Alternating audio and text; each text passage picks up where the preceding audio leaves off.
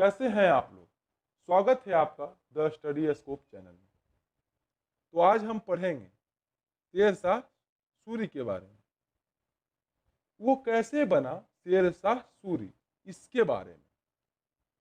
सूरी वंश की स्थापना शेरशाह सूरी करता है। सूरी वंश काल शासन काल 1540 ईस्वी से 1555 ईस्वी तक रहता है और शेरशाह का शासनकाल 1540 ईस्वी से 1545 ईस्वी तक रहता है। तो पहले हम आते हैं शेरशाह पर।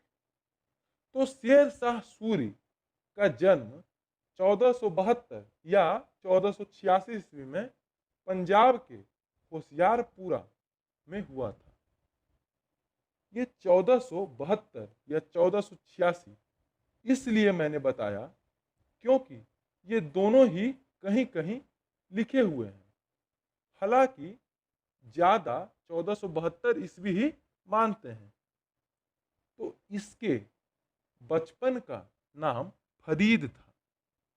इसके पिता का नाम हसन खां था। इसके पिता जौनपुर के जमींदार थे। फरीद खां जौनपुर से ही शिक्षा प्राप्त किया। आपको पता ही होगा कि जौनपुर का निर्माण किसने कराया। तो वो है फिरोज शाह तुगलक, जिसने अपने बड़े भाई जौना खान के नाम पे जौनपुर का निर्माण कराया। और यही जौनपुर को सिराज ए हिंद भी कहा जाता है, क्योंकि ये जौनपुर पढ़ाई के लिए प्रसिद्ध था। तो जब फरीद की पढ़ाई पूरी हो जाती है तो बिहार के एक शासक जिसका नाम था वहार खां लोहानी, फरीद इसका अंगरक्षक बन जाता है। बात है तब की जब लोहानी जंगल में घूमने जाता है तो लोहानी पर एक शेर हमला कर देता है। तो उसका अंगरक्षक फरीद तलवार से एक ही बार में काट देता है शेर को।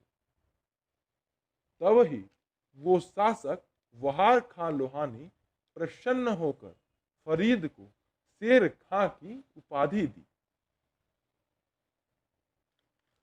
तभी आगमन होता है बाबर का और स्थापना होता है मुगल साम्राज्य का। और मुगलों की ही सेना में जाकर भर्ती हो जाता है शेर खां। और शेर खां भी शामिल रहता है चंदेरी के युद्ध में। लेकिन बाबर की नजरों में आकर वो सेना छोड़कर भाग जाता है और जाकर हाथ मिला लेता है बहलोल लोदी से। और तभी युद्ध होता है घाघरा का युद्ध। इस युद्ध में भी लोदी हार जाता है।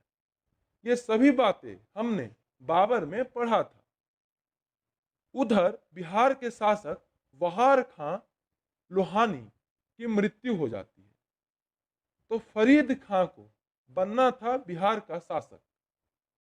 तो उसने लोहानी की पत्नी से विवाह कर लिया और बन जाता है बिहार का शासक। अब आगे तभी होता है 1539 ईस्वी में चौसा का युद्ध। इस युद्ध में शेर खां जीत जाता है। और भी बातें थी हुमायूं और शेर खां के बीच, ये सभी हम हुमायूं में पढ़ चुके हैं। और फिर अगले साल ही 1540 ईस्वी में लड़ा जाता है बिलग्राम का युद्ध। ये युद्ध शेरशाह और हुमायूं के ही बीच होता है। और इसी युद्ध के बाद शेर खां शेरशाह की उपाधि धारण करता है। तो फिर अगले साल ही 1540 ईस्वी में लड़ा जाता है बिलग्राम का युद्ध। यह युद्ध शेरशाह और हुमायूं के ही बीच होता है। यह युद्ध भी जीत जाता है शेरशाह और बुरी तरह हरा देता है हुमायूं को। फिर वो खत्म कर देता है मुगल साम्राज्य या मुगल वंश को। शेरशाह सूरी वंश की स्थापना करता है और बन जाता है शेरशाह सूरी। शेर शाह सूरी अपने प्रशासन और प्रशासनिक कार्यों के लिए बहुत प्रसिद्ध रहता है और इसे इतिहास में सबसे ज्यादा प्रसिद्ध माना भी जाता है। इसी के द्वारा 1540 ईस्वी से 1545 ईस्वी तक सबसे प्रसिद्ध शेर शाह सूरी मार्ग तैयार किया गया था, जो बनवाई गई बंगाल के सोनार गांव से पेशावर तक। हालांकि ये पहले कच्ची सड़क रहती है, लेकिन शेर शाह सूरी उसे पक्की करवा देता है और इसी पे उसने 1700 सराय बनवा दिया था, जो कि राहगीर के रुकने ठहरने के लिए बनवा दिया था। सन 1839 ईस्वी में लॉर्ड ऑकलैंड के पीरियड में शेर शाह सूरी का नाम बदलकर रख दिया गया GT road, grand trunk road, जो अब है अमृतसर से कोलकाता तक। शेर शाह सूरी ने अपने शासनकाल में सिक्के भी चलवाए थे, जो कि थे चांदी के सिक्के, जिसको रुपया बोला जाता था, और तांबे के सिक्के, जिसे दाम बोला जाता था।